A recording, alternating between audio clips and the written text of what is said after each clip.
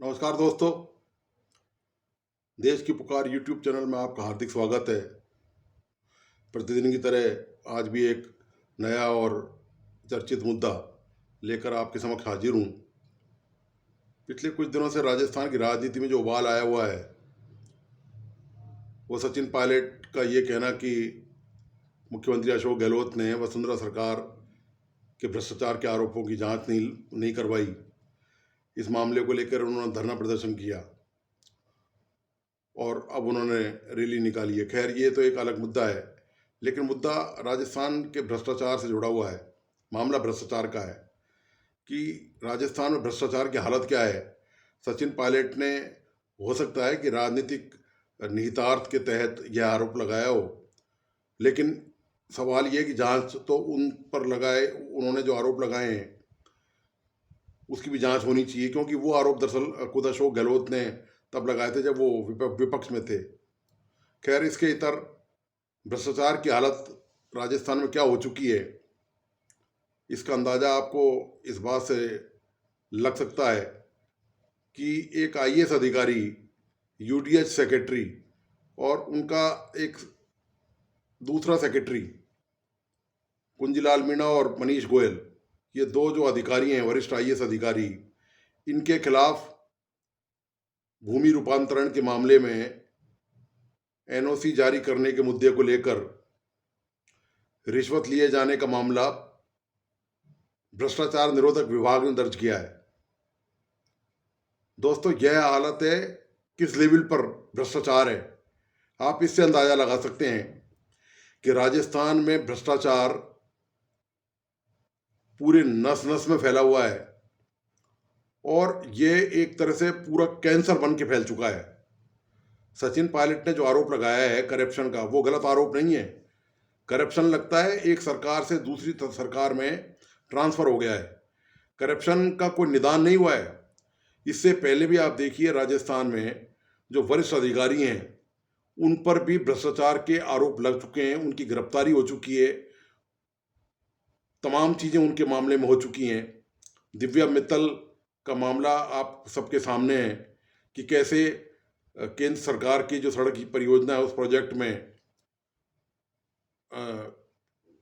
एक अधिकारी दौसा की, उसमें आरएस अधिकारी और आरपीएस अधिकारी पहले गिरफ्तार हो चुकी हैं। दिव्या मित्तल का मामला आपको पता ही है कि नारकोटिक्स के मामले में, नशीली जो दवाओं का मामला है, उस मामले की जांच के मामले में रिश्वत लेने के आरोप में वे भी रंगे हाथों गिरफ्तार हुई हैं। तो ये चंद नजीर हैं राजस्थान में भ्रष्टाचार के मामलों की। अशोक गहलोत मुख्यमंत्री भले ही ये दावा करें कि राजस्थान में उन्होंने भ्रष्टाचार के खिलाफ कार्रवाई की है और उन्होंने बाकायदा सचिन पायलट को जब जवाब दिया था तो इन पूरी कार्रवाइयों का विस्तार से व्यापक तौर पर विवरण भी दिया था। सवाल ये नहीं है कि भ्रष्टाचार हुआ और आपने कार्रवाई कर दी। सवाल ये कि भ्रष्टाचार हुआ ही क्यों। किसी का इतना साहस कैसे हो सकता है, वो भी इतने बड़े अधिकारी का, कि वे अपने जो उनकी जो वैधानिक काम है, जो जायज़ काम है, उसके बदले में रिश्वत मांगे आप। सवाल इस बात का ये है, और ये तो भ्रष्टाचार के मामले ऐसे हैं जो खुद एंटी करप्शन तक चल के पहुंचे हैं। यानी कि परिवादी इतना परेशान हो गया, रिश्वत की राशि इतनी ज़्यादा थी कि उसको देने में बहुत जोर पड़ रहा था। यदि छोटा मोटा मामला दो लाख रुपए तक का होता तो शायद परिवादी भी एंटी करप्शन में नहीं जाता शिकायत लेकर। तो सवाल ये कि ऐसे तो कितने मामले होंगे पूरे स्टेट में, कितने सारे विभागों के, जहाँ परिवादी एंटी करप्शन तक जाता ही नहीं है। कोई कौन इन चक्करों में पड़ेगा। आप पैसा दे के अपना काम करवाओ, कहानी खत्म हुई। और ऊपर से सरकार जब ये दावा करती है कि हमने राजस्थान में करप्शन पर अंकुश और लगाम लगा रखा है, सवाल अंकुश और लगाम का नहीं है, सवाल ये है कि इसको जड़ से उखाड़ने का है। अभी जड़ से उखड़ेगा कैसे। जिस विभाग के अधिकारी, मैंने पहले भी एक बार इसी मुद्दे पर चर्चा करके निवेदन किया था, आपके समक्ष एक नया पॉइंट रखा था।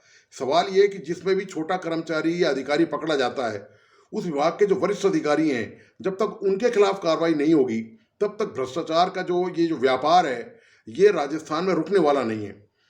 आप बताइए कि कोई भी मुखिया किसी विभाग का अफसर है और उसको ये जानकारी नहीं है कि उसके अधीनस्थ अधिकारी और कर्मचारी लगातार रिश्वत ले रहे हैं और बिगर रिश्वत लिए उनके विभाग में कोई काम ही नहीं होता है।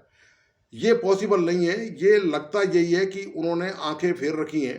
हिस्सा कहीं ना कहीं दूसरी जगह भी जाता है, राजनीतिक तौर पे भी जाता होगा, निश्चित तौर पर प्रशासनिक तौर पे बड़े अधिकारियों को पास जाता है।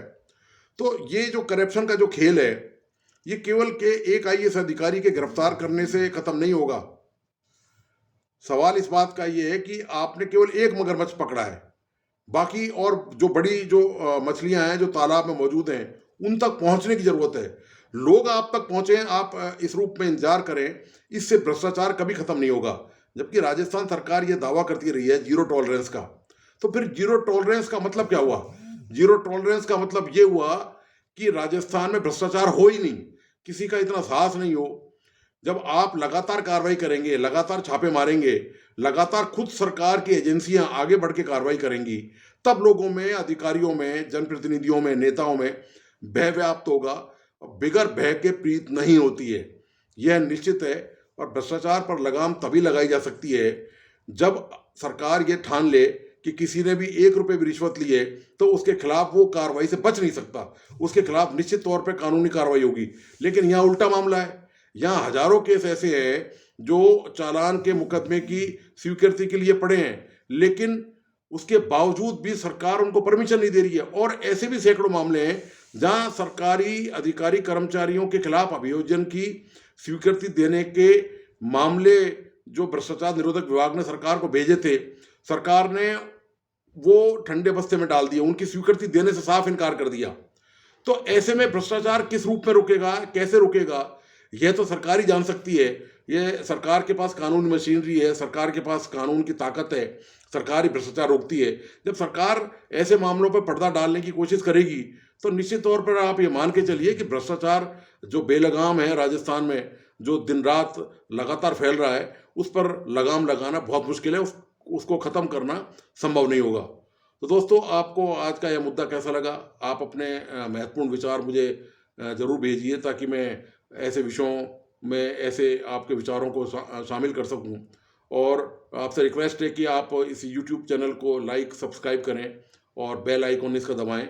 और इस मुद्दे को अपने जो दूसरे ग्रुप्स हैं आप उनमें भी ज़रूर प्रेषित करें, फॉरवर्ड करें, ताकि ऐसे मुद्दे पर लोगों को जागरूक किया जा सके, लोगों को बताया जा सके। यह चुनावी साल है, ऐसे मुद्दे पर जागरूकता फैलेगी तो ये प्रदेश के हित में, आम लोगों के हित में होगा। धन्यवाद। नमस्कार।